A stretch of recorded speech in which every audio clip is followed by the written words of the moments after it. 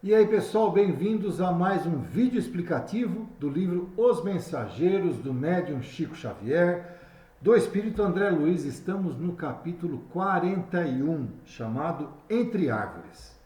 Vamos lá. Decorridos alguns minutos, atingíamos pequena propriedade rural povoada de arvoredo acolhedor. Lembrando, quem quiser voltar em capítulos anteriores, Aniceto Vicente e André Luiz saíram levitando, né, do posto de atendimento do nosso lar, localizado no Rio de Janeiro, em direção ao campo, né, que Aniceto tinha alguma coisa para ensinar para eles, né.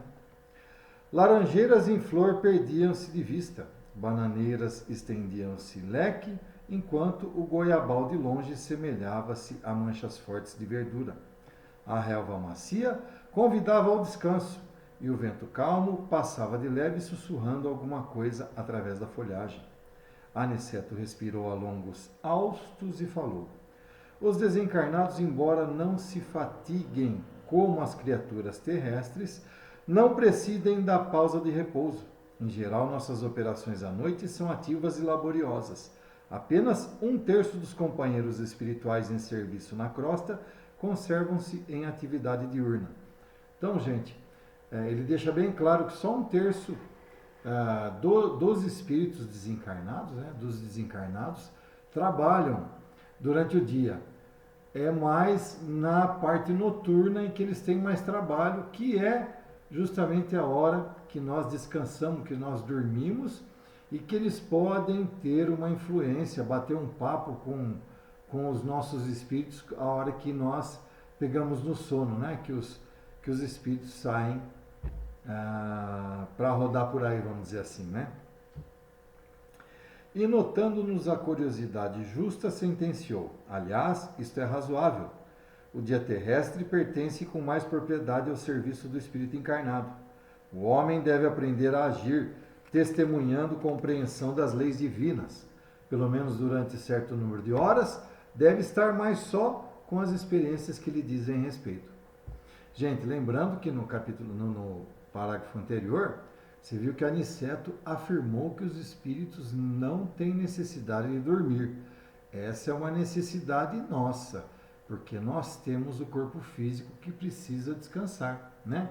Mesmo porque a recuperação física, a cura propriamente dita, o refazimento físico é feito durante o nosso sono. Nosso instrutor amigo sorriu e observou: o dia e a noite constituem para o homem uma folha do livro da vida. A maior parte das vezes, a criatura escreve sozinha a página diária, com a tinta dos sentimentos que lhes são próprios, nas palavras, pensamentos, intenções e atos, e no verso, isto é, na reflexão noturna, ajudamo-la a retificar as lições e a acertar as experiências quando o Senhor nolo permite. Calando-se nosso orientador, tivemos a atenção exclusivamente voltada para a beleza circundante. Aquele campo amigo e hospitaleiro caracterizava-se por ambiente muito diverso. Não mais as emanações pesadas da cidade grande, mas o vento leve, embalsamado de suavíssimos perfumes. Refletia eu na bondade do Senhor, que nos oferecia recursos novos, quando Aniceto voltou a dizer, mais uma lembrança, gente, do capítulo anterior. Quando eles começaram a volitar, que eles saíram em direção aos campos, tanto Vicente como André Luiz começaram a notar que existiam nuvens negras, né, pesadas. E vocês devem lembrar que eu falei sobre os fluidos magnéticos deteriorados que os nossos pensamentos geram, né?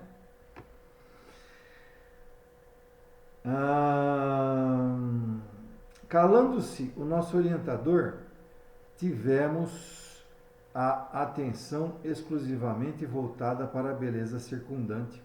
Aquele campo amigo e hospitaleiro caracterizava-se por ambiente muito diverso. Não mais as emanações pesadas da cidade grande, mas o vento leve embalsamado de suavíssimos perfumes. Refletiam na bondade do Senhor, que nos oferecia recursos novos quando Aniceto voltou a dizer. Li de novo, né? Vamos lá. A natureza nunca é a mesma em toda parte. Não há duas porções de terra com climas absolutamente iguais. Cada colina, cada vale, possui expressões climatérias diferentes. É forçoso reconhecer, porém, que o campo, em qualquer condição no círculo dos encarnados, é o reservatório mais abundante e vigoroso de princípios vitais. Em geral, todos nós, os cooperadores espirituais, estimamos o ar da manhã, quando a atmosfera permanece igualmente em repouso, isenta dos glóbulos de poeira convertidos em microscópicos balões de bacilos e de outras expressões inferiores.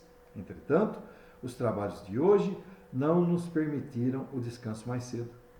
Apoiamo-nos no veludoso relvado e percebemos-nos a sede de saber. E percebendo-nos a sede de saber, Aniceto prosseguiu. Assim me explico, porque na floresta temos uma densidade forte, pela pobreza das emanações em vista da impermeabilidade ao vento. Aí o ar costuma converter-se em elemento asfixiante, pelo excesso de emissões dos reinos inferiores da natureza. Na cidade, a atmosfera é compacta e o ar também sufoca pela densidade mental das mais baixas aglomerações humanas. No campo, desse modo, temos o centro ideal. Então aqui, gente, olha que aprendizado para a gente. Aniceto fala, na cidade, a atmosfera é compacta e o ar também sufoca pela densidade mental das mais baixas aglomerações humanas. Que eu volto a falar para vocês, né? Que tem aquelas nuvens pesadas, o ambiente é mais pesado, o ar é mais poluído, poluição sonora, tudo isso coopera para ter fluido magnético deteriorado. Não só os pensamentos, mas todo o aspecto ambiental das cidades fazem com que fique mais pesado. As florestas, por sua vez, gente, pelo fato delas serem muito densas, por exemplo, o sol em alguns lugares não penetra, não há ventos abundantes porque as próprias árvores impedem a circulação dos ventos, então ainda e também, né, ele fala a pobreza das emanações em vista da impermeabilidade do vento. Aí o ar costuma converter-se em elemento asfixiante pelo excesso de emissões dos reinos inferiores da natureza. Então sim, tem a queima de gás carbônico, tem tudo isso daí que as florestas emitem, gente. Então, Aniceto diz que ainda não é assim o ambiente mais propício. É bom, mas não é propício. Aí ele faz uma ressalva. No campo, desse modo, temos o centro ideal. Ou seja, o descampado, gente, onde tem a vegetação, mas não tem muitas árvores impedindo a circulação do vento, né? que não impedem a circulação de bons fluidos magnéticos, né? Que aquela queima do gás carbônico não é tão densa. Então, Aniceto fala, na cidade é ruim, na floresta mais ou menos, e o campo é perfeito para o repouso, o refazimento, né? Indicando prazeroso as frondes balouçantes, acentuou. Reina aqui a paz relativa e equilibrada da natureza terrestre. Nem a selvageria da mata virgem, nem a sufocação dos fluidos humanos. O campo é nosso generoso caminho central. A harmonia possível, o repouso desejável. Embalados ao pio de algumas juritis solitárias, repousamos algumas horas magnificamente asilados no templo da natureza. Com as primeiras tonalidades do crepúsculo, Aniceto nos convidou a passeio rápido pelas imediações. Então vocês viram que eles ficaram algumas horas repousando no campo mesmo, né? Somente depois de nos locomovermos por alguns minutos, Observei que nas vizinhanças havia grande quantidade de trabalhadores espirituais. Em face das minhas interrogações, nosso mentor explicou bondosamente: o campo é também vasta oficina para os serviços de nossa colaboração ativa. E apontando os servidores que iam e vinham, considerou: o reino vegetal possui cooperadores numerosos. Vocês possivelmente ignoram que muitos irmãos se preparam para o mérito de nova encarnação no mundo, prestando serviço aos reinos inferiores. O trabalho com o Senhor é uma escola viva em toda parte. Então, sim, gente, o reino vegetal tem trabalhadores, tem o vento, tem tudo isso daí. Existem espíritos responsáveis por todas essas partes, gente. Nós vamos ver isso mais para frente, tá bom? Nesse momento, nossa atenção foi atraída por significativo movimento na estrada próxima. Dirigimos-nos para lá, seguindo os passos de Aniceto, que parecia adivinhar o acontecimento. Observei então um quadro interessante. Um homem jazia por terra numa poça de sangue, ao lado de pequeno veículo sustentado por um muar impaciente, dando mostras de grande inquietação.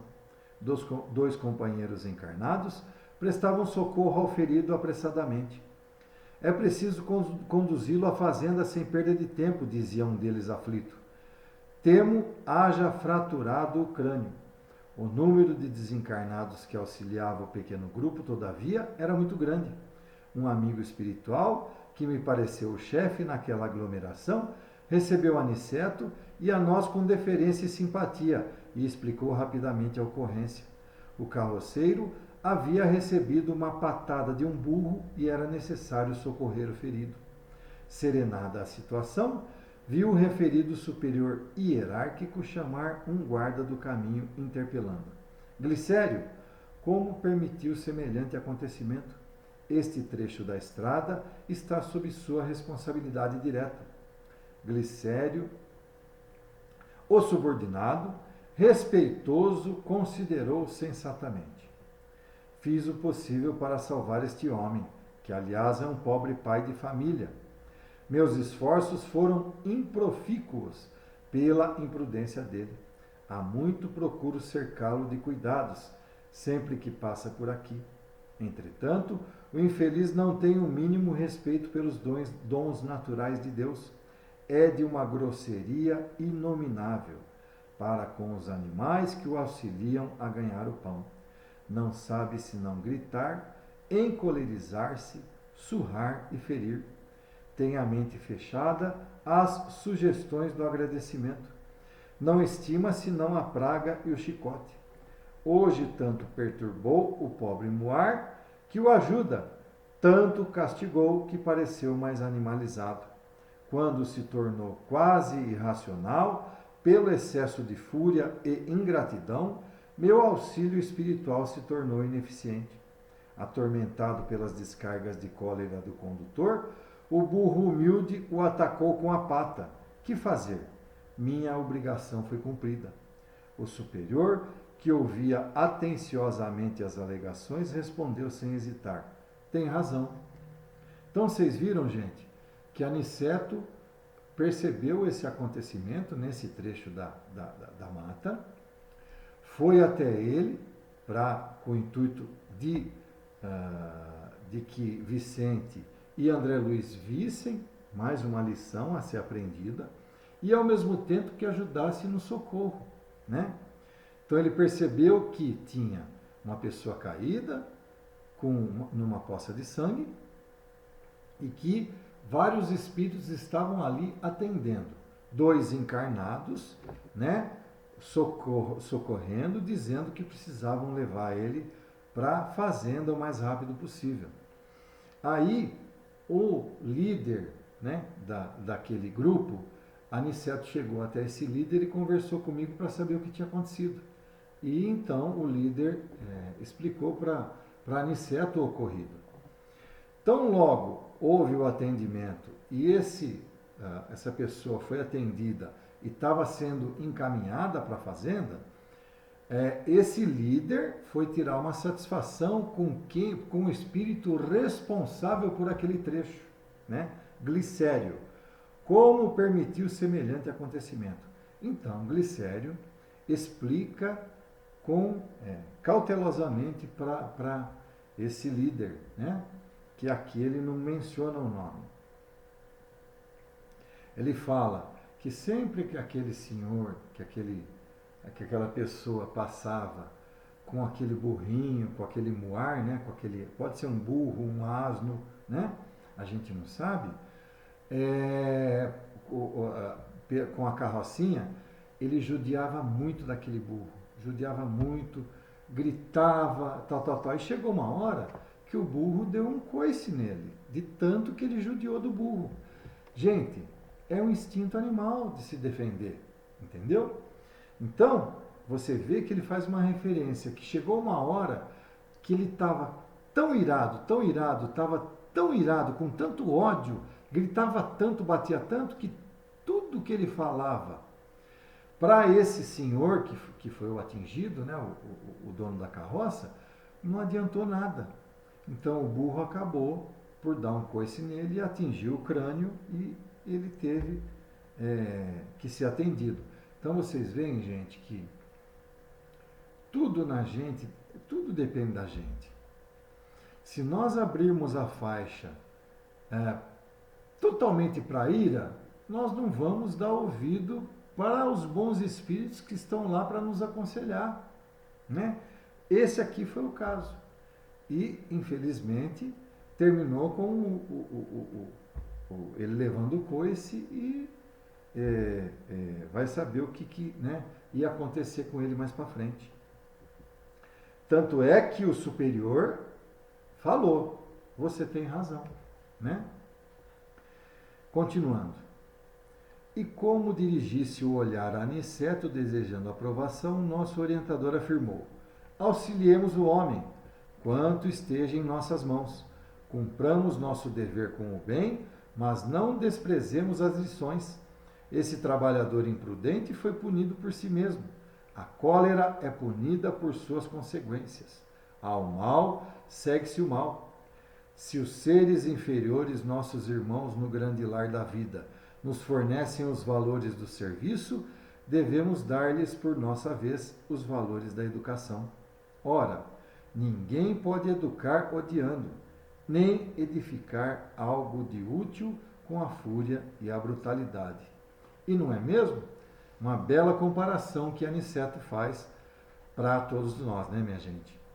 Indicando o grupo que conduzia o ferido a uma casa próxima, concluiu imperturbável: como homem comum, nosso pobre amigo sofrerá muitos dias, chumbado ao leito.